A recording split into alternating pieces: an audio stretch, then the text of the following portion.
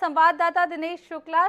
दिनेश, आपसे जानने की कोशिश करेंगे कि फिलहाल किस तरीके की तस्वीरें सामने आ रही हैं, कौन कौन से बड़े नेता और कार्यकर्ता इसमें शामिल होने जा रहे हैं, किस तरीके का ये हल्ला बोल कार्यक्रम होने वाला है। जी देखिए ना, यहाँ पर हम रोशनपुरा चौराहे पर खड़े हुए, यहाँ पर कांग्रेस के जो कार्यकर्ता हैं वो इकट्ठे हुए, आप देख सकते हैं कि भारी भीड़ जमा हो रही है। यहाँ पर जो कैबिनेट मंत्री हैं वो पूर्व कैबिनेट मंत्री वो पहुंचे हैं, पूर्व पीसीसी अध्यक्ष हैं कांतिलाल भूरिया वो पहुंचे हैं, पीसीसी के जो पदाधिकारी हैं विधायक हैं वो यहाँ पर पहुंचे हैं। तो कुल मिलाकर बात की जाए तो कार्यकर्ता और जो है बड़े जोश में दिखाई दे रहे हैं, झंडों के साथ दिखाई दे रहे हैं और आज जो है राजभवन के तरफ कूच करेंगे ये सभी लोग। हम यहाँ पर बात करने की कोशिश करेंगे, पूर्व मंत्री हैं हमारे साथ कमलेश्वर जी। कमलेश्वर जी, किस तरह का प्रदर्शन है ये? देखिए, बहुत शांतिपूर्वक प्रदर्शन है। देश की जनता, मध्य प्रदेश की जनता महंगाई, बेरोजगारी, भ्रष्टाचार से बहुत परेशान है। इन लोगों ने, भारतीय जनता पार्टी के सरकार में बैठे हुए लोगों ने जो जो वादे किए थे एक भी पूरा नहीं किया है। किसानों की आय दोगुनी करने की बात कही थी, महंगाई आधी करने की बात कही थी, भ्रष्टाचार खत्म करने की बात कही थी, बेरोजगारों के साथ तो बहुत बड़ा छलावा किया है, 2 करोड़ प्रतिवर्ष रोजगार देने की बात कही थी। अब आप देख लीजिए अग्निपथ जैसी योजना लाकर आज बेरोजगारों के साथ कैसा मजाक करने का काम किया है। तो जिस तरह से इन्होंने झांसा देने का काम किया अच्छे दिन का नारा देकर, और पूरे प्रदेश और देश में जिस तरह से हमारी संवैधानिक व्यवस्थाओं को तार तार करने की कोशिश कर रहे हैं, हमारे नेता अगर इनके विरोध में आवाज़ उठाते हैं, देश की जनता के हित की बात करते हैं, तो हमारे नेताओं को परेशान करने का जो काम चल रहा है, पर हम लोग डरने वाले नहीं हैं। हम लोग देश की जनता के लिए, प्रदेश की जनता के लिए आवाज़ उठाएंगे और उनकी हित की लड़ाई लड़ेंगे। आज देखिए जीएसटी हर आवश्यक वस्तुओं पे लगा दिया, हर व्यक्ति परेशान है, 5% जीएसटी। तो ये कहाँ जा रहा है पैसा? एक तरफ हम हर वर्ष कर्जदार होते जा रहे हैं और दूसरी तरफ इतना देश की जनता से जो वसूली कर रहे हैं, पेट्रोल डीजल पे, फिर आपने हर आवश्यक वस्तुओं पे जीएसटी लगा दी, तो ये पैसा जा कहाँ रहा है? और ना हमारी शैक्षणिक व्यवस्था ठीक हो रही है, ना हमारी स्वास्थ्य की व्यवस्था ठीक हो रही है। तो इन सारी बातों को ध्यान में रख के कांग्रेस पार्टी ने आज महामहिम राज्यपाल को एक ज्ञापन देने का, कांग्रेस पार्टी के आईसीसी के जो हमारे प्रेसिडेंट है श्रीमती सोनिया जी के निर्देशन पे पूरे देश में राज्यपाल को एक ज्ञापन दे रहे हैं। इन सब विषयों को लेके विधायक दल भी शामिल है, आमजन भी शामिल है और ऐसे ही राष्ट्रपति को एक ज्ञापन दे रहे हैं, सांसद लोग दे रहे हैं, कांग्रेस पार्टी के वरिष्ठ लोग दे रहे हैं।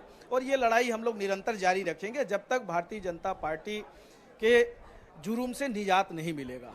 साफ तौर पर यहाँ जो पूर्व मंत्री हैं उनका कहना है, यहाँ पर आप देख सकते हो कि भारी संख्या में जो है कांग्रेस के जो नेता हैं, कार्यकर्ता इकट्ठे हुए वहां पर। हम देखिए महिला विंग भी जो कांग्रेस की यहाँ पर इकट्ठे हुए, पूर्व मंत्री हैं जो उनसे हम बात करने की। किस तरह की ये लड़ाई है आप लोग? किस तरह की लड़ाई है? एक तो आप कहते हो कि लड़ाई करते नहीं हो, जब हम लड़ते तो आप बोले किस तरह की लड़ाई है? लड़ाई हम लोग लड़ रहे हैं जो तानाशाह सरकार है, चाहे नाना की सरकार हो केंद्र में, चाहे मामा की सरकार हो राज्य में। सो काल ये लोग जो देश के प्रजातंत्र को गला घोट कर, लोकतंत्र का गला घोट कर जिस तरह से प्रदेशों की सरकारों को गिरा रहे हैं, जिस तरह से पब्लिक का ध्यान डाइवर्ट कर रहे हैं। आज महंगाई सबसे बड़ा मुद्दा है, आज बेरोजगारी सबसे बड़ा मुद्दा है। इन सबको छोड़कर लोगों के ऊपर अत्याचार कर रहे हैं, विपक्ष मुक्त भारत बनाना चाह रहे हैं, लेकिन हम लोग डरने वाले नहीं हैं। हमारे नेता राहुल गांधी का स्टेटमेंट आपने देखा होगा, हम उस परिवार के लोग हैं जिसने इस देश को आज़ादी दिलाई। जब हम अंग्रेजों से नहीं डरे, हमारा परिवार, कांग्रेस का परिवार, तो ये कहाँ लगे? और इतना रावण का अहंकार इस देश में नहीं। जब रावण का अहंकार नहीं चला तो इस किस खेत की मूल्य है? तो पूर्व मंत्री जो है विजय लक्ष्मी साधो, उनका कहना है कि रावण का अहंकार नहीं चला। वो पूरी तरह से आप देख रहे हैं यहाँ पर जो नेता प्रतिपक्ष हैं वो भी पहुंचे हुए हैं, यहाँ पर हम उनसे भी बात करने की कोशिश करेंगे। वहाँ से हटाकर बस्ती से, शहर से 1-1.5-2 किलोमीटर दूर कॉलेज भवन में अचानक चुनाव कराने का फैसला लिया है। वहाँ चौतरफा पुलिस लगा दी है हमारे दोनों पार्षदों के लिए गिरफ्तारी करने के, ताकि वोट न डाल पाएं और भारतीय जनता पार्टी का प्रत्याशी नगर पालिका अध्यक्ष सबलगढ़ बन जाए। इस तरह का नंगा नाच मैंने 4 दिन पूर्व भी पुलिस अधीक्षक आशुतोष बागरी से इस प्रकार चर्चा की थी कि आप इस तरह का कृत्य क्यों कर रहे हो। उसने बड़ा बदतमीजी से भारतीय जनता पार्टी के कार्यकर्ता की तरह जवाब दिया। हाँ, मैं करूंगा, मेरा अधिकार है। मैं शासन, हमारे परत है मेरे ऊपर शासन का, और मैं बिल्कुल पूरी तरह से अपराधियों को करूंगा। हमने कहा वोट डालने के बाद आप गिरफ्तार करना, मतदान से मत रोकिए, लेकिन उसने कहा पूरी तरह से रोकेंगे। आज पूरा सबलगढ़ चौतरफा आतंक का वातावरण है, पूरे घेर लिया गया है, छावनी बन गई है सबलगढ़। कांग्रेस कार्यकर्ताओं को पीटा जा रहा है, उनको लाठीचार्ज सुबह से चालू कर दिया, जो उधर जाते हैं उनकी पिटाई चालू है। क्या इस तरह का मैं मुख्यमंत्री शिवराज सिंह से जिसे अनुरोध करना चाहता हूं, अगर आपको इसी तरह के चुनाव कराना थे तो ये नौटंकी की क्या जरूरत थी? भारतीय जनता पार्टी के लोगों को और असामाजिक तत्व जो आपको संरक्षण देते हैं, आपके लिए इस तरह के कृत्य करते हैं, उनको जीत का प्रमाण पत्र देते। इस प्रकार का चुनाव की, प्रजातंत्र की हत्या करने की आवश्यकता नहीं थी। ये मैं उनसे अपील करता हूं, कम से कम आप लगातार कई वर्षों से मध्य प्रदेश के मुख्यमंत्री पद पर काबिल हो, इस तरह का कृत्य को रोकिए।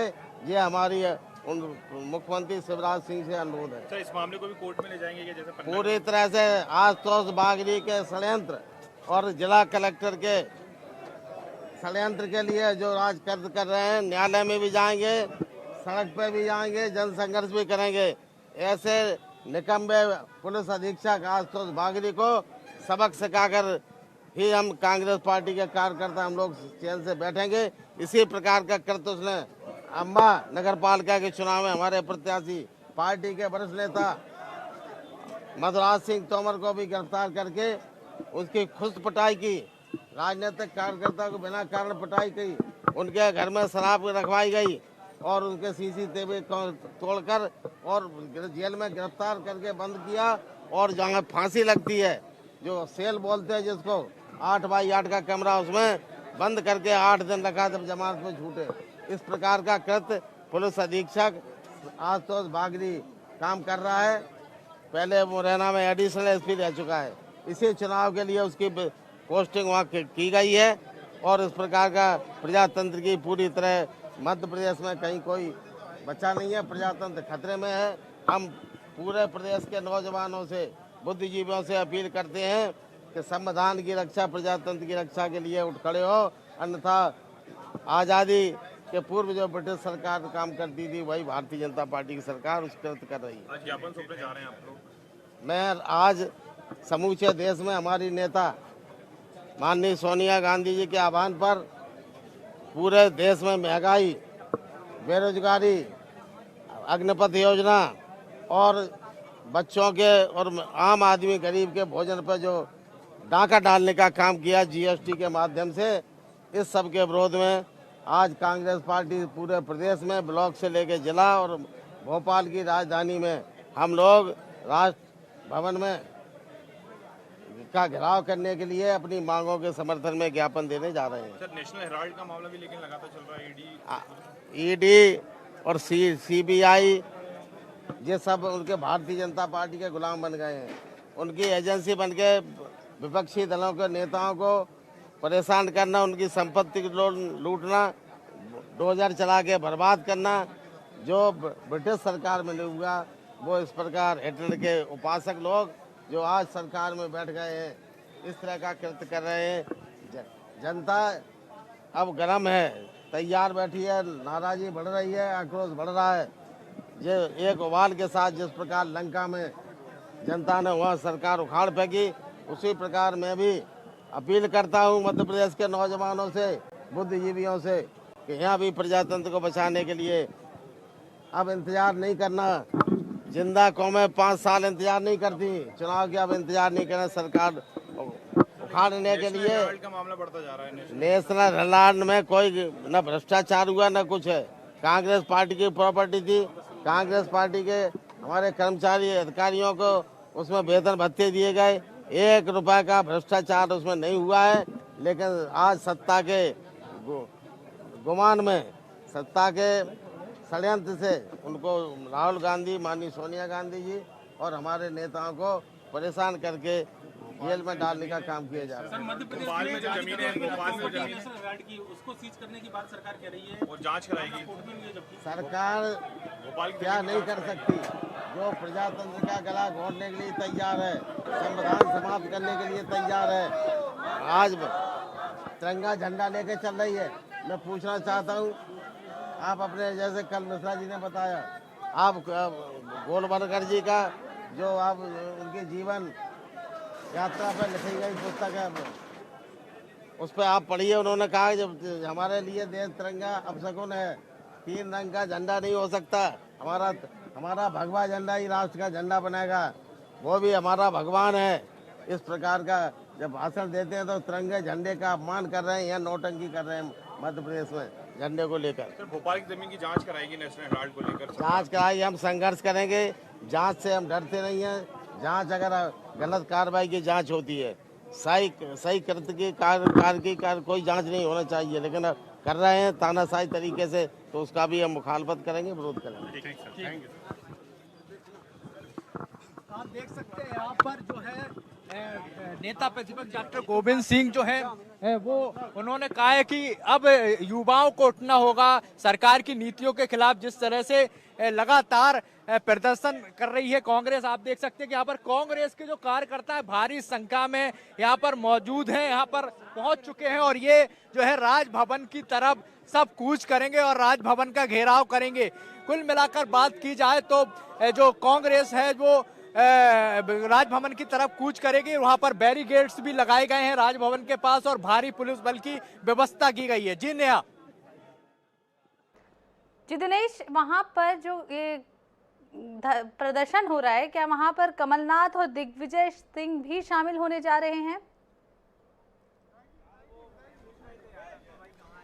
जी, दिग्विजय सिंह तो दिल्ली में इस समय मौजूद है, राज्यसभा सांसद हैं, लेकिन कमलनाथ की बात की जाए तो कमलनाथ यहां पर अभी तक नहीं पहुंचे हैं। जो पीसीसी के जो अन्य नेता हैं, जो पदाधिकारी हैं, वो यहां पर पहुंच चुके हैं और अभी तक जो है प्रदेश अध्यक्ष कमलनाथ के पहुंचने की कोई यहां पर खबर नहीं है। लेकिन पूर्व पीसीसी अध्यक्ष कांतिलाल भूरिया, पूर्व मंत्री और पूर्व विधायक जो हैं और जो कांग्रेस के, वो यहां पर पहुंचे हैं और यहां पर जो कार्यकर्ता हैं, जिला कांग्रेस कमेटी के लोग हैं, वो यहां पर पहुंच चुके हैं। जी दिनेश, आपका बहुत बहुत धन्यवाद पूरी जानकारी देने के लिए। आगे भी आपके साथ बने रहेंगे और पूरे दिन इस पर प्रदर्शन पर लेकर अपडेट लेते रहेंगे।